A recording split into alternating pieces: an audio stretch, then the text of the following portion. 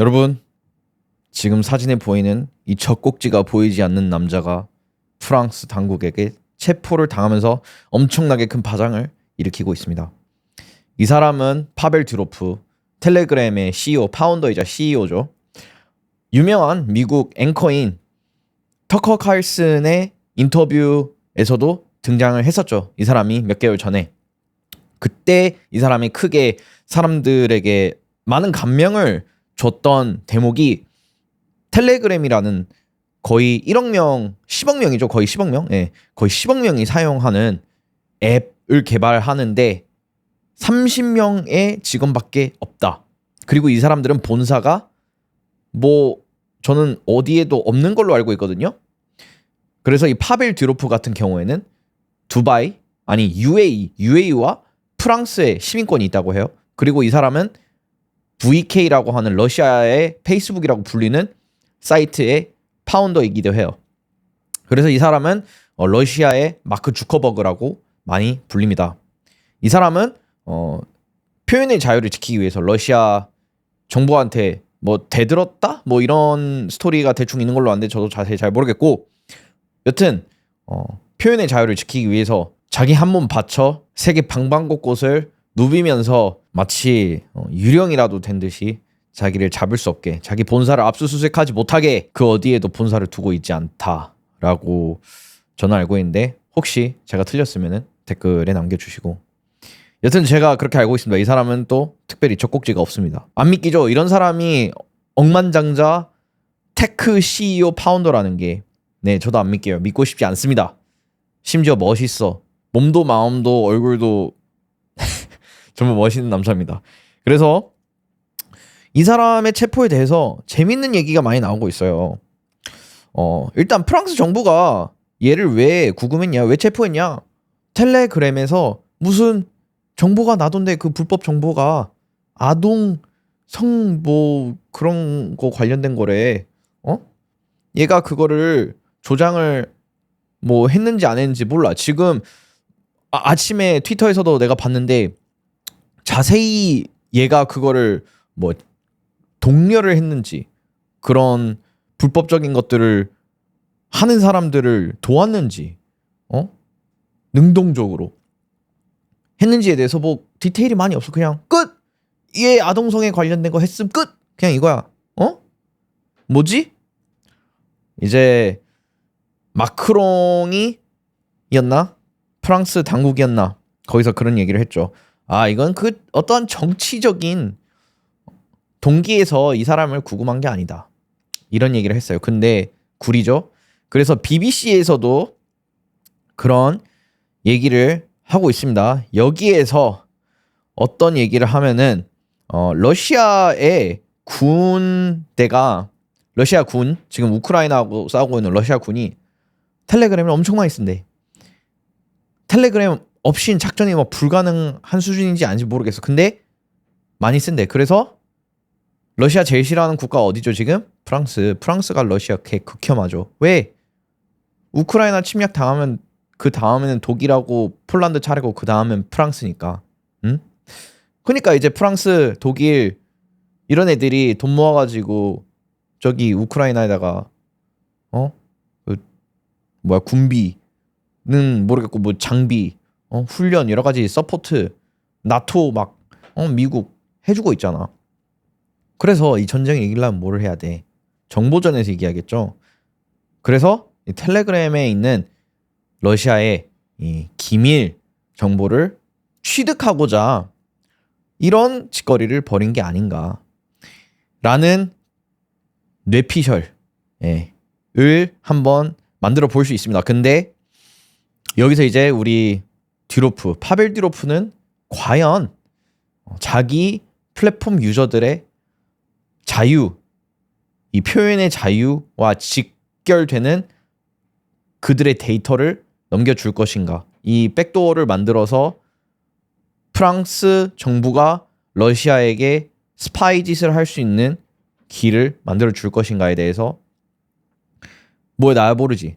근데 그냥 그런 선택을 내려야 한다고 치자. 내가 파벨 듀로프라고 쳐. 나는 러시아가 싫어. 나는 표현의 자유를 보장해주는 미국의 이 그 헌법 가치가 더 좋은 사람이야 나는. 나 개인적으로 진짜 그래. 내가 파벨 드로프가 아니더라도 내 개인적인 생각은 러시아가 나는 세지면 안 된다고 생각해요. 근데 나는 내 플랫폼을 검열과 사생활 침해로부터 지키고 싶어. 근데 내가 미국이나 뭐 프랑스한테 구금을 당했어 내가. 그래서 나한테 이거 우리 러시아랑 싸워야 되니까 이거 좀 도와달래. 안 그러면 너 깜빵에 쳐넣겠대. 과연 나는 그러한 입장이 되었을 때 무슨 선택을 내릴 것인가? 정말 쉽지 않아요. 네. 파벨 드로프가 여기서 만약에 나와 비슷한 생각을 한다. 나처럼 나는 미국이 수호하는 세계 질서가 좋다에 동의를 한다면은 그들에게 어떠한 백도어를 열어주는 선택을 할지도 모른다. 그렇다면 파벨 드로프는 나쁜 놈인가? 어렵죠? 그래서 이 사람을 구금하는 것이 그리고 이 사람을 구금함으로써 러시아에 대한 전략적 우위를 점할 수 있고 그로 인해서 이 전쟁을 이길 수 있다라고 했을 때 결과론적으로 프랑스는 잘한 짓을 하고 있는 거야. 내 입장에서는. 그런데 나는 표현의 자유와 사생활 침해에 대해서 나는 좋아해야 되는데 나는 그거를 지켜야 되는데 내 철학적 가치는 전쟁에서는 가끔씩 이러한 행위도 용인이 되어야 된다. 라는 판결이 있었죠. 미국의 그 헌법 제1조 표현의 자유에 대한 논쟁이 1917년인가 그때 있었죠. 그때 그 사건 이름이 기억이 안 나는데 헌법재판소까지 올라갔어요. 그게 이제 표현의 자유에 대한 정의, 제한을 잘 확립해 놓은 케이스죠. 제가 알기로 어떤 뭐 공산당, 사회주의 당원 약간 높은 그런 애가 무슨 찌라시 같은 걸 뿌리고 다닌 걸로 알고 있어요. 우리 그 전쟁을 반대해야 된다 하면서 그 전쟁 너를 징집해 가려는 정부에 반항해야 된다. 이런 식의 그 선동을 하고 다니다가 유죄 판결을 받았어요. 근데 걔는 그거를 자기의 표현의 자유라고 방어를 했었나 봐. 나도 이거 요약본만 읽어가지고 정확히 잘 몰라요. 근데 거기서 이 재판소장 아저씨가 사람들이 많이 있는 극장에다가 불이야 소리를 지르고 혼란을 초래한다면 너는 표현의 자유로 보호받을 수 없다 라는 비유를 들었어요. 그리고 전쟁과 같이 특별한 상황일 때는 표현의 자유가 어느 정도 제한될 수 있다 라고 이야기를 했어요. 그렇다면 프랑스가 이번에 파벨 듀로프를 잡아다가 먼지거리를 해가지고 러시아에게 전략적 우위를 점하는 게 과연 그 특별한 경우에 해당이 되는가에 대해서 우리가 생각을 해봐야죠. 뭐 진짜로 이 프랑스 정부가 파벨 듀로프를 족쳐가지고 정보를 텔레그램에서 얻을 수 있도록 하는 것인지도 모르지만 그냥 그렇게 가정을 해보자고. 나는 사실 동의할 수밖에 없다고 생각을 합니다. 나는 미국이 주도하는 세계 질서가 좋아. 그렇기 때문에 전시인 지금 미국의 동맹국인 프랑스가 파벨 듀로프를 이용해서 텔레그램에 백도어를 만들어서 러시아를 이기는 데 사용해도 된다라고 생각을 합니다. 네. 물론 나와 많은 사람들이 이로 인해서 많은 피해를 보겠지. 그래서 우리한테 필요한 게 뭐다? 새로운 웹3 소셜미디어다. 아예 갈아탈 때가 됐어. 우리가 이 소위 말하는 웹2 메신저들, 뭐 카카오톡, 메신저, 뭐 워챗, 텔레그램 이런 것들 다 웹3 소셜로 갈아타야 됩니다. 물론 지금 시기가 좀 많이 이른 것 같아. 왜? 이런 뉴스가 나왔음에도 불구하고 듀운에서 보니까 팟캐스터 이용자가 그렇게 크게 늘어나지도 않았어. 그냥 아직까지 웹3 소셜이나 뭐 웹3 메신저라든가 이런 것들은 별로 수요가 없을 수밖에 없다. 뭐냐면은 정부가 아직 내 그 문턱까지는 않았거든.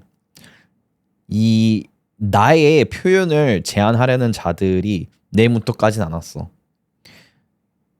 그렇기 때문에 공감이 안 되는 거야. 내가 왜 그걸 써야 돼? 나 텔레그램 지금 써도 뭐 백도어 있든 말든 뭐 어쩔래미? 하면서 그냥 쓴다고. 사실 크게 와닿지가 않거든. 그래서 이제 저의 말들이 조금 앞뒤가 안 맞아요, 사실. 왜냐? 이런 헌법적 가치, 내가 지키고자 하는 표현의 자유를 지키고 싶다면은 이렇게 서서히 가랑비 옷 젖듯이 없어지는 나의 표현의 자유와 이 사생활 보호에 대해서 내가 되게 민감하게 반응을 해야 된단 말이에요. 근데 그게 안 돼. 왜?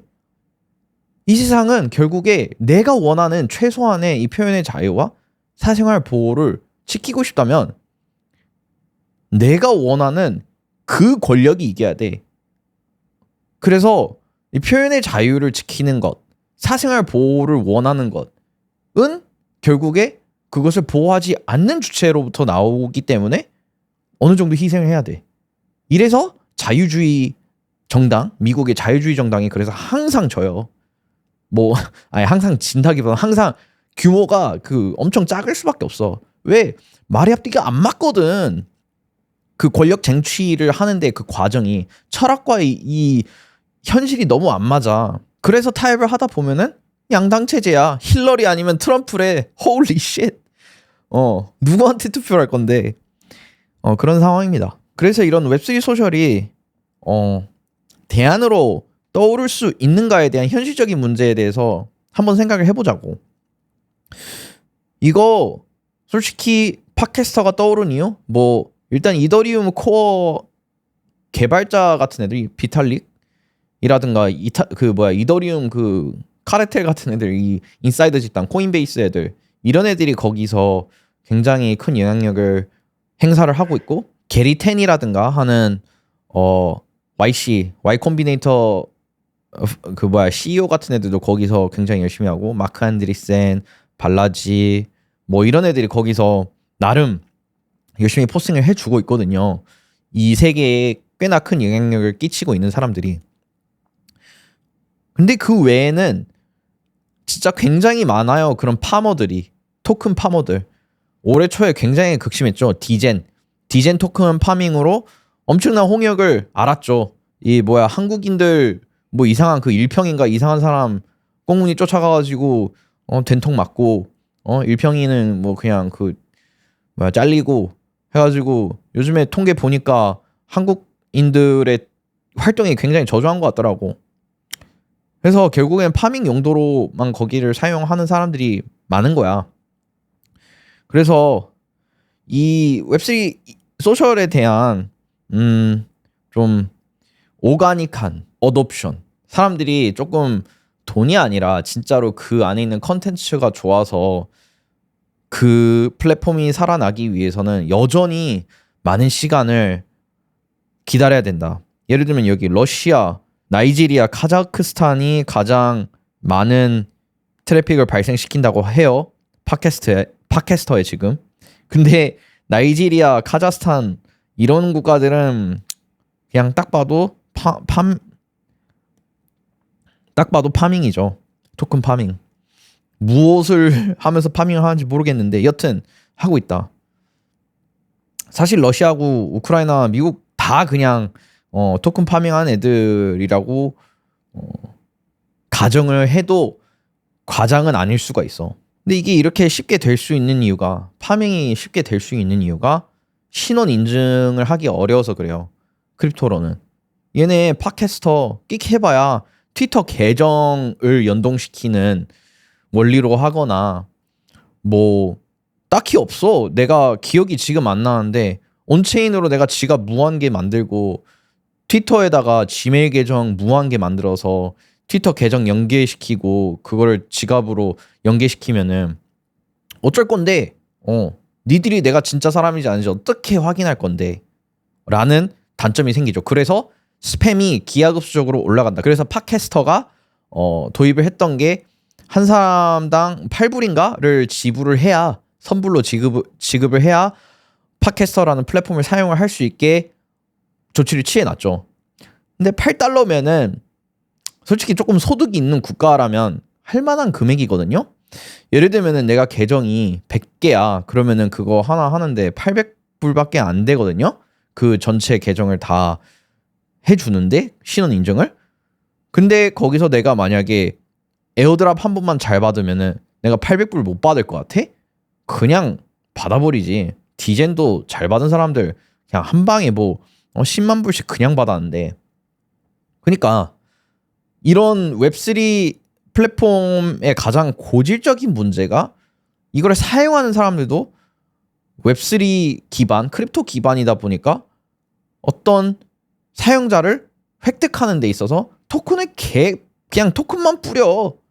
실제 애플리케이션이나 프로덕트 있긴 있어. 근데 그게 과연 토큰이 없었으면 사용했을까라고 물었을 때 아닌 경우가 진짜 꽤 많단 말이지. 그래서 양질의 프로덕트를 사실 개발할 필요가 없다라는 조금 생각까지 나아갈 수 있어. 왜? 그냥 토큰 뿌리면 개나 소나 와가지고 사용할 거니까. 그래가지고 그 숫자 가지고 좀 마사지 한 다음에 VC한테 가서 투자 받고, 그러고 그거 그냥 요즘에 저기 베라 뭐 모나드 이런 쪽에 앱들 중에 그 베스팅이랑 클리프를 뭐 한 달 뭐 이딴 식으로 하는 데가 있던데 그런 데처럼 말도 안 되는 베스팅 기간 해놓고 그냥 덤핑하고 나가면은 뭐 인생 그냥 이지 모드 아니야 그거? 그러니까 이런 문제들이 있단 말이죠. 기존 이런 레딧이나 트위터 같은 경우는 진짜 재밌어. 찐으로 재밌어. 근데 팟캐스터 같은 경우에는 모든 인터랙션, 거기 들어가는 모든 상호작용이 뭔가 억지 같다라는 느낌도 든다. 그래서 우리한테 필요한 게 뭐다? 신원인증. 신원인증 뭐다? 홍채. 여기에도 나와 있죠. 홍채만을 의미하는 건 아니고 월드코인이 인간 인증, 인간 증명을 위한 수단으로 홍채 인식을 선택한 거죠. 그들의 논리에 따르면 홍채는 사람마다 정말 유니크하다고 해요. 지문은 조금 경우의 수가 좀 작다고 해. 그래서 홍채가 진짜로 엄청 그 인간을 증명하는 데 있어서 유일한 인간임을, 나 박주혁은 박주혁 하나다라는 거를 증명하는 수단으로서 홍채가 정말 좋다고 얘기를 하고 있죠. 그런데 AI 개발자들이 이런 personhood credentials, 인간임을 증명하는 어떠한 것에 대한 그 수요가 지금 있는 것 같대. 왜냐하면은 봇들이 이제 똑똑해지고 있거든. 캡차 인증 같은 거 이런 거 이제 안 통하나 봐. 한번 읽어보자. 그러니까 지금 현재 시스템들 캡차 퍼즐이라든가 셀피, 셀카를 찍어서 올리는 것들이 AI 때문에 무용지물이 되고 있다 이거야. 플럭스 보셨죠?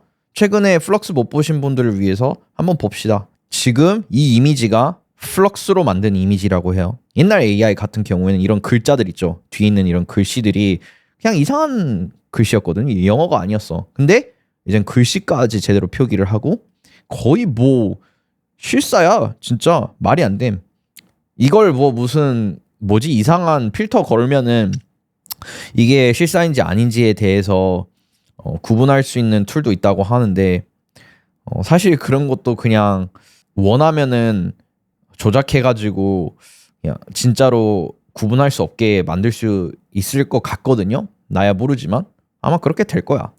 그러면은 이 옛날 우리 거래소에다가 KYC 할 때 막 박주혁 뭐 연월일 이렇게 해가지고 뭐 무슨 거래소에 뭐 KYC 이렇게 인증 뭐 이렇게 써서 이렇게 하잖아. 종이로 옆에다가 진짜 자기임을 인증을 하려고. 안 된대 그게. 그러니까 이제 그게 안 되니까 무슨 수단이 필요해. 근데 어라? 월드코인이 있네? 홍채를 인식을 하고 그게 자기네 데이터베이스에 이미 있어. 그것도 수백만 명이. 뭐요? 월드코인 떡상 하는 거야? 아니면은 월드코인 생태계에 들어간 사람들이 많아지면 어떻게 될까? 분명히 그 위에다가 빌딩 하려는 사람들이 많겠죠. 거기에 AI가 아닌 진짜 사람들이 있으니까 아니면 걔네 데이터를 끌어다가 API로 끌어다가 자기네 시스템에 도입을 하겠지. 그럼 그 시스템에 도입을 하면서 월드코인을 사용하는 것을 도입하는 것을 고려해 볼 수 있겠지. 왜? 진짜 인간들만 그 월드코인을 들고 있을 거니까. 월드코인의 가설이 맞다면. 그러면 월드코인? 지금 엄청난 FDV를 자랑하고 있지만 이거 그런 FDV는 사실 인류 뭐 한 50억 명이 사용한다는 등록이 된다는 가정하에서는 작은 거거든요. 그래서 뭔가 모르게 월드코인의 시대가 다시 올 것 같다. 이거 느낌이 쎄하다. 하지만 요즘에 샘 알트만이 조금 마음에 들지 않아. 왜? 걔가 오픈 AI가 어떤 규제 관련해서 반대를 했거든요. AI 기업들이 어떤 규제를 받아야 된다고 샘 알트만이 얘기를 했었죠. 작년인가? 미국 청문회 나와가지고. 근데 실제로 그러한 규제를 적용을 하려고 보니까 샘 알트만이 내부에서 반대했대. 이거 별로라고. 근데 엔스로픽 이런 애들은 찬성했지. 그러니까 웃긴 거야. 샘 알트만이 앞뒤가 다른 인간인 게 조금 자명해지는 것 같은 느낌? 물론 이번 한 가지 경우가 너무 단적으로 그의 행동을 해석하려고 하면 안 되겠지만 여튼 월드코인의 향방은 우리 샘 알트만이 어떻게 행동을 하느냐에 따라서 좀 많이 갈릴 것 같다라는 생각도 듭니다. 여튼 그와 더불어서 크립토와 AI가 만나는 지점이 꼭 이런 신원 인증, 인간 인증뿐만이 아니라 유동성 문제, 그 부트스트래핑 문제에 대해서도 크립토가 AI 개발에 크게 기여할 수 있다라는 이야기도 최근에 많이 나오고 있어요.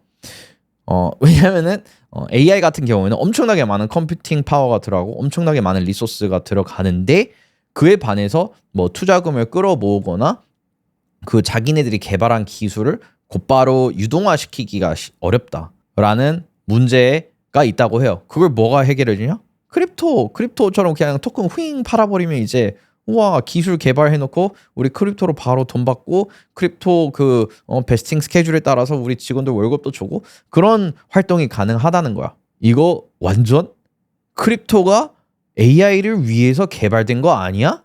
라는 생각이 들 정도로 너무 둘의 조합이 잘 맞죠. 그리고 에릭 월도 AI 스타트업에게 출구 유동성을 제공할 수 있다는 점에서 크립토는 AI에게 굉장히 유용하다라는 이야기를 하고 있어요. 근데 이거를 에릭 월뿐만이 아니라 나발이 또 이런 이야기를 하고 있어. Crypto is a currency of AI. 여기서 무슨 의미를 담은 건지 모르겠어. 커런시라는 말이. AI 에이전트가 체인상에 있는 자산들을 이용해서 자율적으로 행동을 하고 앱을 사용할 때마다 그 비용으로 크립토 페이먼트를 사용한다는 뜻인지 아니면은 에릭 월이 말하는 것처럼 그냥 출구 유동성을 만들어내기 위해서 토큰을 찍어낼 것인지에 대해서 이 말이 뭘 의미하는지 사실 모르겠는데 만약에 우리가 생각하는 그런 IoT 뭐 진짜 AI 에이전트 이런 애들이 등장한다고 가정을 해봅시다. 그러면은 내가 나 대신에 자율적으로 일하는 에이전트가 사용할 수 있는 돈으로 USDC라든가 이런 화폐를 사용하는 게 사실 말이 안 되는 것 같진 않거든요. 근데 또 여기서 질문이 뭐냐? 왜 사용해야 된다는 문제가 있지. 비자 네트워크 놔두고 왜 크립토를 해야 되냐? 왜냐? 즉각적으로 페이먼트가 가능하니까. 근데 즉각적으로 페이먼트가 가능할 필요가 있냐? 라는 문제가 또 있지. 그래서 사실 나도 이거 깊게 이렇게 생각을 많이 해본 적이 없어서 그 문제에 대해서 제가 지금 쉽게 얘기를 못 하겠어요. 하지만 어쨌든 나발 같은 인간부터 시작해서 많은 사람들이 샘 알트만 크립토와 AI의 교차점을 계속해서 찾고 있단 말이죠. 그래서 이 크립토와 AI가 가지는 관계를 어떠한 식으로 잘 풀어나간 사람들이 향후 몇 년간 가장 주목받을 사람들이 아닌가라는 생각을 하고 있어요. 저 그래서 요즘에 델파이 디지털에서 낸 그 AI 관련된 리서치를 읽고 있거든요. 그것도 제가 다 읽고 한번 요약을 싹 제 채널에다가 한번 올려보려고 합니다. 여튼 그건 그렇고 오늘의 그 재밌는 소식, 크립토 하는 사람들은 사이코패스인가? 라는 것을 담은 트윗입니다. 이 스티브 행크, 크립토를 극도로 싫어하는 미국의 경제학자죠. 굉장히 유명한 사람이죠. 근데 이 사람이 이제 이번에 최근에 발표된 논문을 보여주면서 크립토 하는 사람들은 사이코패스 경향이 강하다 이런 얘기를 하고 있어. 그래서 이제 상관관계 같은 거를 봤을 때 크립토를 하는 사람들은 음모론을 더 잘 믿을 가능성이 있고 나르시스트 경향이 더 강하고 망상? 그리고 편집증, 혼란에 대한 욕구? 그리고 뭐 마키아벨리아니즘, 이게 그 다크 트라이애드라고 나쁜 사람을 이루는 세 가지 성향을 다크 트라이애드라고 하거든요. 그러니까 그러한 성향이 크립토에 있는 사람들이 강하다라고 이 논문에서 얘기를 조금 하고 있는 것 같지만 또 이게 저도 완벽하게 다 읽지 않아서 사실 그렇지도 않은 것 같거든요. 그냥 저 아저씨가 크립토한 애들이 사이코라고 말하고 싶어서 저렇게 말한 거지, 이런 상관관계 같은 것도 그 조금 더 깊이 읽어볼 필요가 있어요. 그래서 여튼 적어도 이 논문에서는 상관관계가 크립토와 나르시시즘의 관계가 크다라고 이야기를 하고 있잖아요. 근데 나는 놀랍지 않은 게 여기 되게 무자비해야 되거든.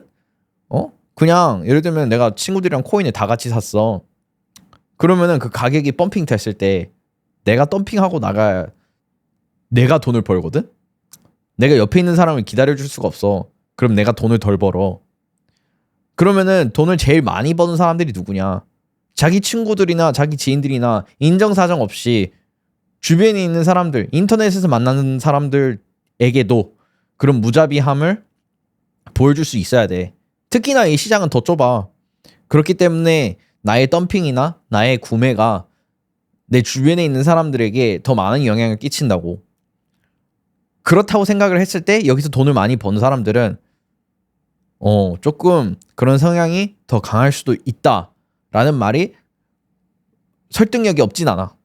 그렇다고 해서 이제 내 주변에 있는 사람들이 그렇다라고 하는 건 아니지. 뭐 사실 내가 모르는 걸 수도 있고 여튼 아니면 내가 그런 걸 수도 있고 보통은 문제가 계속해서 생길 때 주변에 있는 사람이 아니라 이제 내가 문제가 아닌지에 대해서 생각을 해보라고 하잖아요.